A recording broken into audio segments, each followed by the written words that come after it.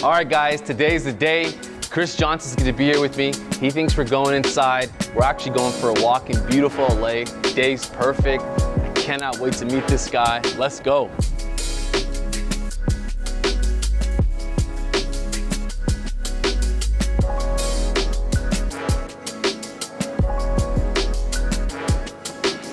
Boy. Yes, sir. What's going on? Fresh out the gym. How's it going? I'm good. I'm ready to get on the podcast. Man. Look at this outfit. Try to keep it fresh.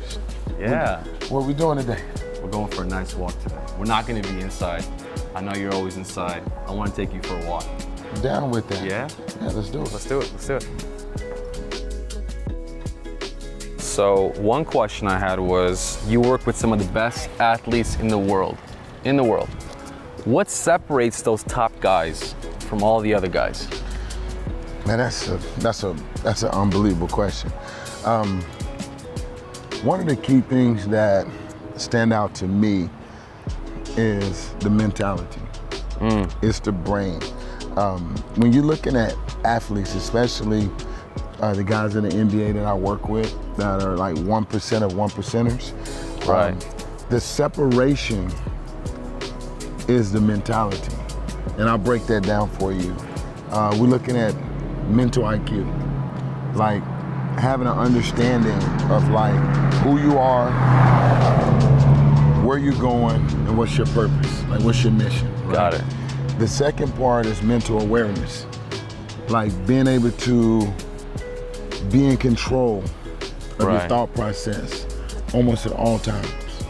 So the physicality piece of it's not even, like that's not even at the very top. The physicality piece is maybe about 5%. Wow. You know, obviously guys can jump high, they can run, but when you watch really elite of the elite, it all starts between the ears. It's the brain. Yeah. And so when people see me working with these guys that are like exceptional basketball players, they only think about the skill set. One of my biggest gifts is I'm a mental coach. Yeah. I developed the mental mindset, the mentality, mental toughness, mental awareness, mental IQ. And I think that not only applies in sports, but it applies to everyday life. Like you're one of the best at what you do, but I love your mentality. So like I study people. Yeah. You know, and that's something that I've learned, that more athletes become successful in business, even if they're not professionals. Like they play high school, Right. they play college a little bit. They learn how to deal with failure.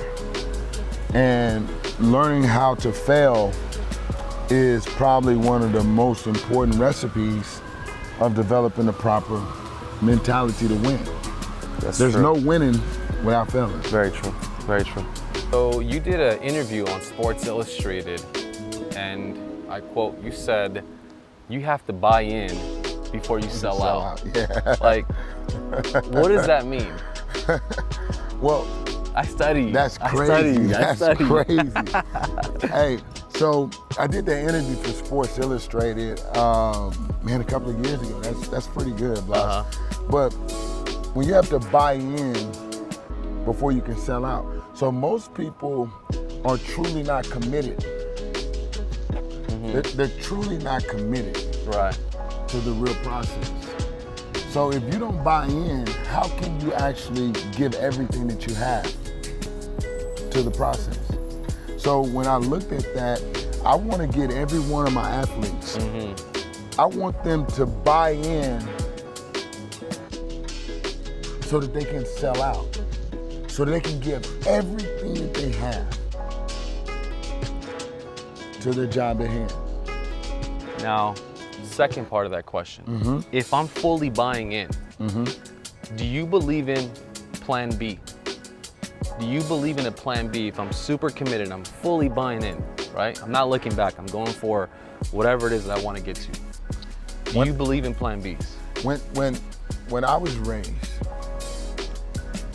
you would always hear things from family members. And this is something, you know, like, this is a great question because when I was raised, my family always would mention Plan B. Yeah, same here. Right, and I'm gonna tell you why having a Plan B takes away from the ultimate goal. See, most people are afraid that you're gonna fail. But if I can't go from start to finish on one project, I'm always gonna fail at everything. That's a really good point. So as I got older, I started to understand that, like, it's important to lock in on one thing. Yeah. If I want to be a doctor, I don't need to have a backup to be the nurse. I need to become a doctor. Yeah, yeah. Because when you reach all the way to the sky, wherever you fall is going to be better than where you were. Yeah. But a lot of people, what they do is they put their fears on you and they box you in. And it's always family, a lot of the time. It's the family. Yeah. And I just think that what you just saying is, I don't believe in Plan B. I believe that you should go for what you want, fail at it, get back up, adjust your strategies, Yeah. go back at it again until you get what you want. I love that. It's so powerful. That's I the love that. mentality. I love that. So I when love you're that. when you're looking at that article, which is in Sports Illustrated, I was with a couple of clients, and those clients they play very well basketball. They're very good. Mm-hmm. But that client in particular, he bought in, and he always sold out. His name is Jimmy Butler. Miami Jimmy Heat. Butler. Oh yeah. Jimmy Butler is one of Oh, yeah. the hardest working individuals I've ever seen. You never question his work ethic. You never question if he's gonna buy into the system. You never question if he's gonna sell out. So he's gonna be terrific in business, in life, basketball, because he has that approach. I like that. Okay. Chris Johnson today wasn't always the Chris Johnson that you are today. You had to fight, you had to persevere and go through so much shit, obviously, I'm sure, growing up and all that. What is, what are some of the sacrifices you had to make? Some of the big sacrifices to get to where you're at today?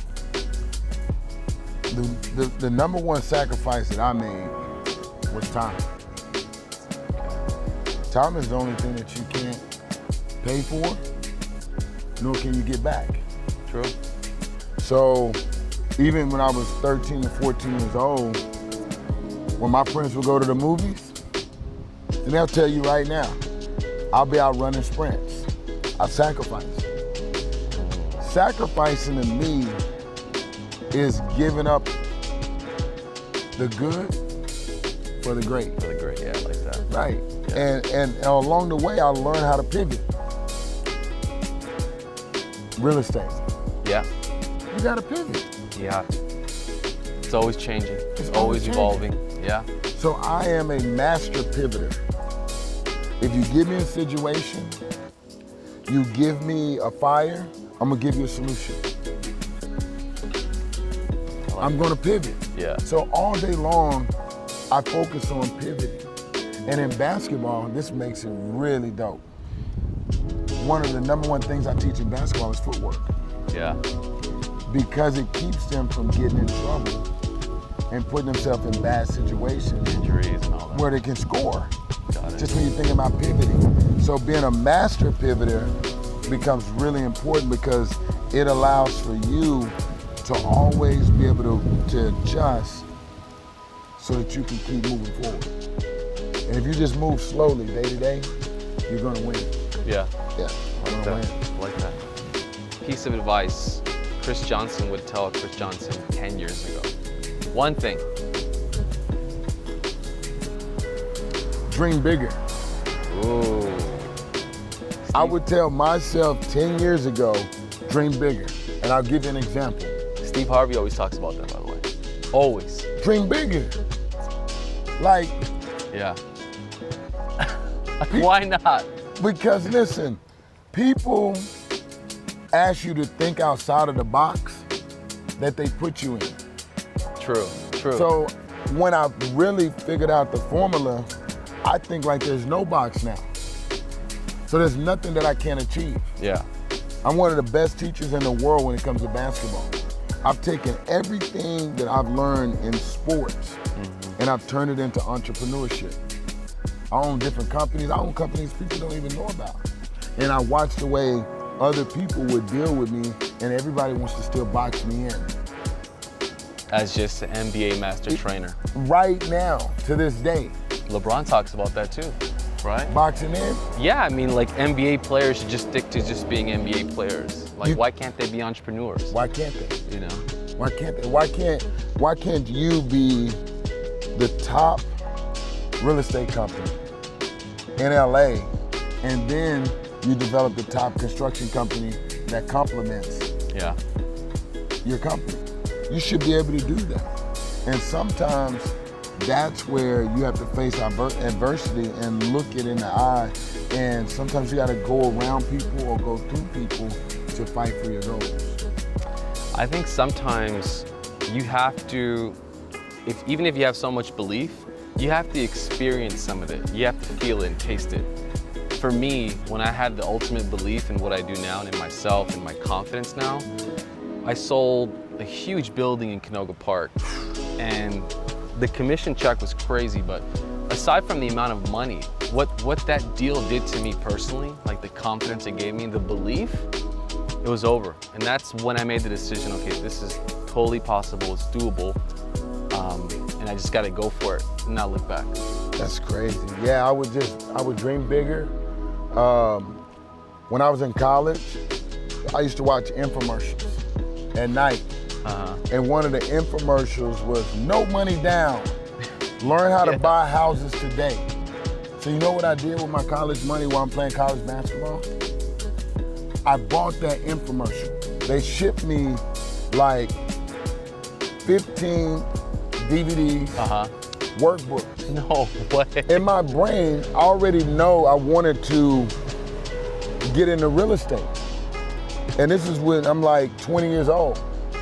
Hold on, these are DVDs that show you how to buy real estate with no money down. No money down. That's how it got me. I was watching television, infomercial, late night, no money down, learn how to build your real estate from the ground up. Wow. And you know what I did? I bought it,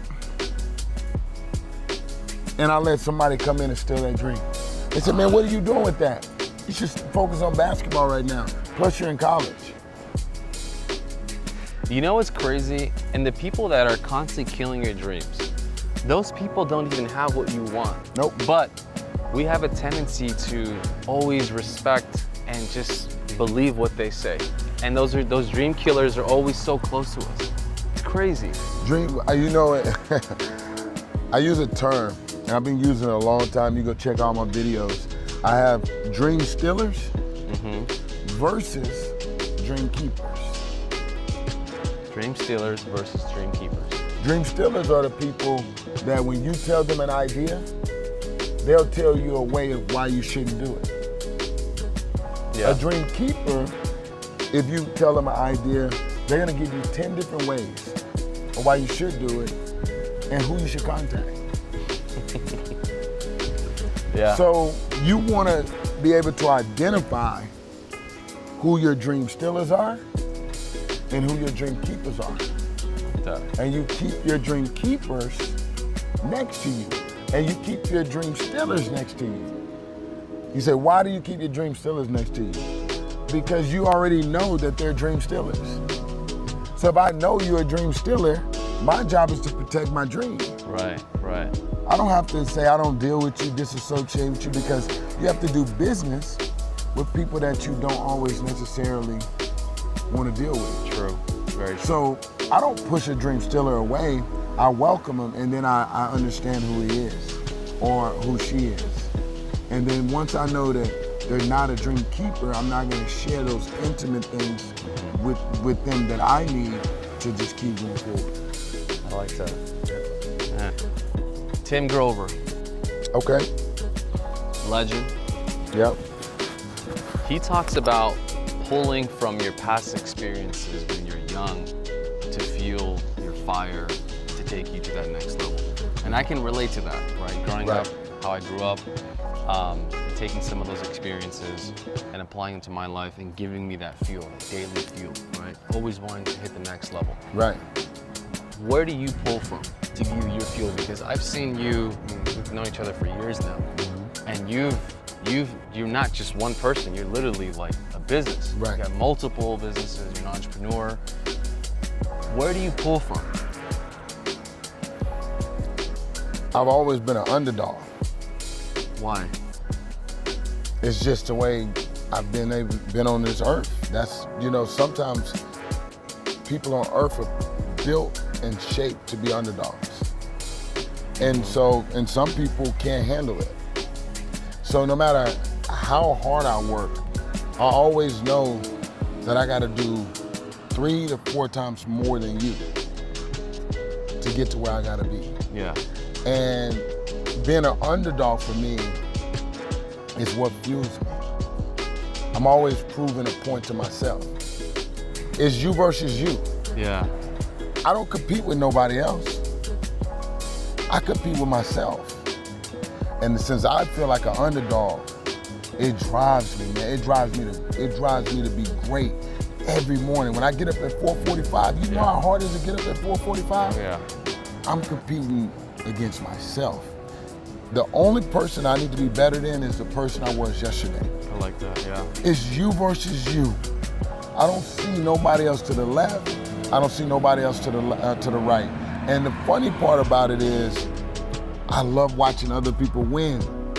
So I always talk about that. But in order to really enjoy somebody else winning, because that's what God put me here for, is to help other people win, then my real competition is me. Because you're ultimately happy inside. You have all the confidence, you have no doubt. I look at every situation and I'm like, man, I'm an underdog here. Like, I feel like I need to gain respect. Yeah. Like, I get real intense with this. Like, when you're searching for fuel, I don't have to reach backwards, and I don't have to use my father, my family. I don't have to use what I didn't have. I feel like I need to be the best version of myself every day. And I don't give myself no excuse. So I don't bargain or I don't negotiate with myself. There's no negotiations, Blas, at all. When I commit to something, I go start to finish. After I finish it, then I can pivot. So if I don't like the end result, I can pivot. And that's why I think I do so well with business partners. I do so well in any situation, because if I'm in a situation that makes me feel uncomfortable, I'm not gonna quit. Yeah. I'm gonna get tighter, and I'm gonna get stronger, and I'm gonna work harder, and I'm gonna get resilient, and I'm gonna keep competing against myself. And I think that is what fuels me. It's you versus you. It's not the next person. Man, that was good. Where did that come from? So, a lot of people who follow you, right, or who've been following you, Chris Johnson, this guy works with the best. He's elite. He works with the best players in the world.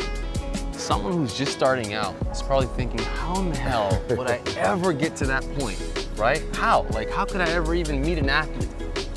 Where would you recommend those people start? At the bottom. Okay.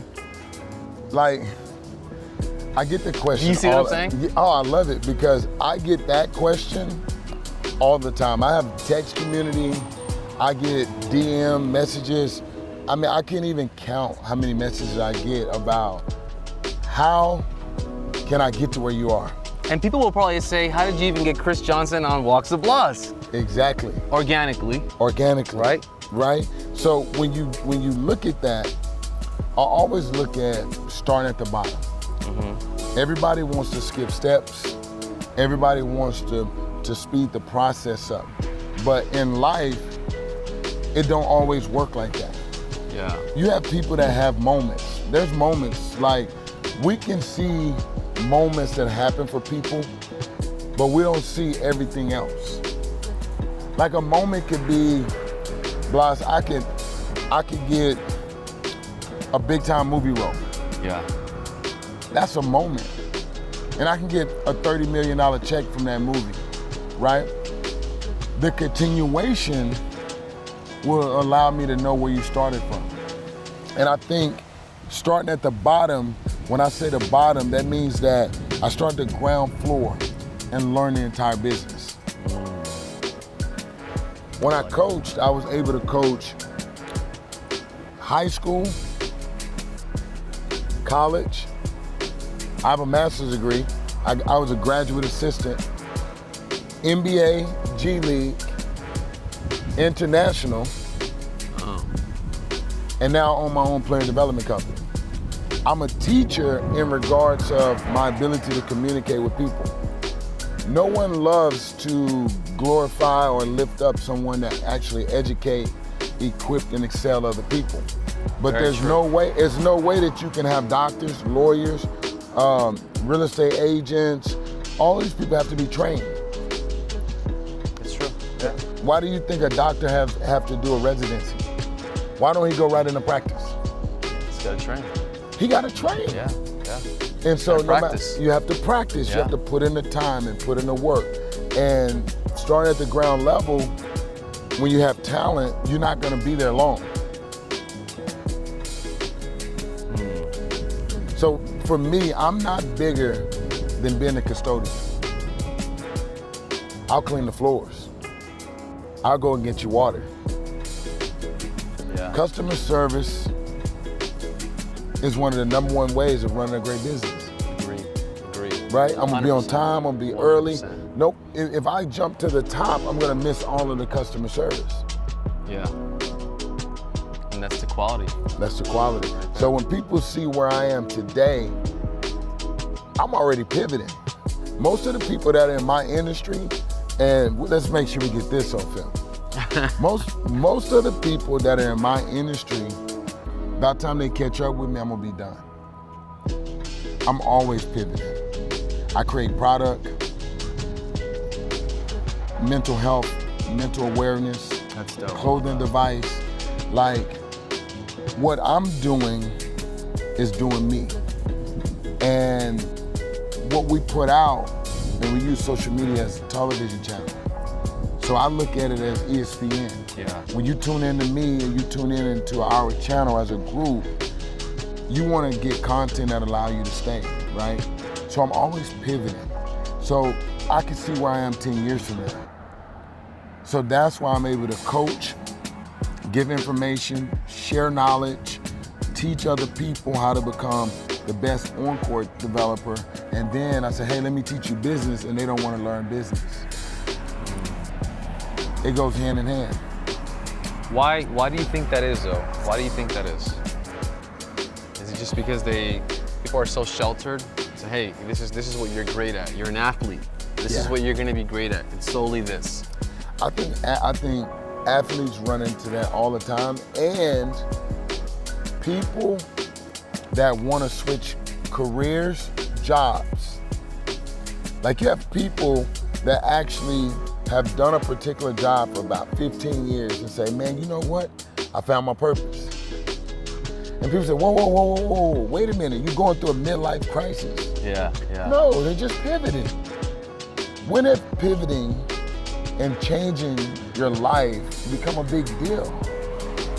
When my grandfather was alive, he worked the same job for 30 years. So he taught me two things, Blas. And I was like, wow, this is crazy. He taught me hard work. Mm-hmm. He told me to go get an education so that I could work for someone. Yeah, it happens all the time. He never told me I could become an entrepreneur and work for myself. That's crazy. It's crazy because, like, there's people that I've known too, close family, where I've always talked about, you got to take that risk. If you can be great at a job, why can't you be great at your own job? You can. Your own CEO. Like, why? What's the fear, right? Money is always the fear. Right. But some people are not entrepreneurs. It's a give and take. Some people are meant to go work. for a company. Yeah. That's what they are. That's what they do. And it's okay, and those people are successful in their roles. It's okay for someone to take a job and to be really good in that company, but then you got guys like you and me that's like, that ain't what I want. Yeah. And what I want really is to be able to work from anywhere in the world. I want to be able to employ and provide opportunities for other people to grow. I want to make sure, but that's what I want. Yeah, yeah. And you genuinely want that. I've always felt that from you. I want people to win around me. If you're not winning, then we're not winning. That's big. And you know, the more and more I talk to people, right? People from all walks of life and people who have had certain levels of success, a lot of them always say, I want to be around winners. You know? Not to say like I don't want to be around the people who I grew up with, but like I think they get to a point where like, again, we talked about time, right? Right. When you're around that circle, you want to maximize your time and you want to ask questions from people who have gone through that process and made those mistakes, so you don't have to make those mistakes. We call it leveling up. Okay, I have friends that are friends, but I have friends that are not business partners. Depending on how they leveling up in their life can depend on the type of relationship and the type of information we can share. Yeah, I like that, I agree with that. What I do is I'm in all these different rooms. We live in LA. So I'm in every room. And what I'm looking for in the room is not what I can take from them in a way of like financial, right? I'm always studying people to take mannerisms, work ethic. I want to see why he's a genius.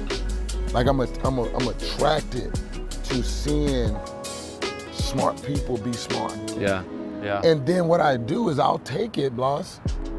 I'll take this information and I'll take it over here to this person and say, look, I learned this. This reminds me of you.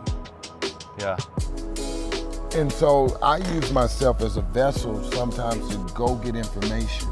I've made it over the last 10 years a major point in my life. If I'm around people that are successful, I don't need anything from them. I don't need financial gains. I don't need you to invest in a project. I don't need none of that. I'll do that myself. That's why they have banks. True. You apply for a bank loan, small bank loan, figure out that process. But just because someone has been very successful in something and made money don't mean that they're the bank. Very true. Good Right. point. Yeah. So I like to be in rooms, and I've been invited into these rooms because I've established myself for not asking anybody for anything. Yeah. So like I don't owe anybody anything. Money, time, I don't owe you. Yeah.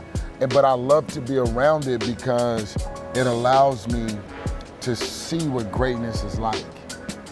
And then when I take it, I store it. And when I store it, I give it. That's how you lift the community. Yeah. So you take the information So powerful. and you go give it back. Yeah, that's so powerful. So we're about to wrap this up. Let's walk inside for a second. I got a little gift for you. As a thank you, this is what we do at Walks and Blas. I appreciate you. That's different. Oh my God.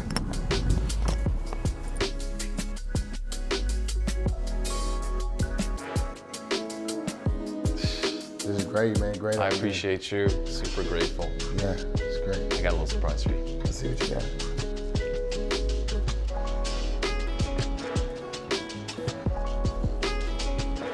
Oh my God. Especially made just for hoops. Just hoops.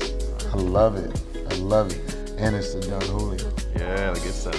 I'm gonna have a big moment, so especially for May coming up, I got some things dropping. It's Mental Health Month. Okay. And so we're gonna be doing a fashion show surrounded by mental health. And so we go and we complete that task and we celebrate. We're gonna open this, man. I like that. I love it. Thank you. Yes, sir. Thank you so much.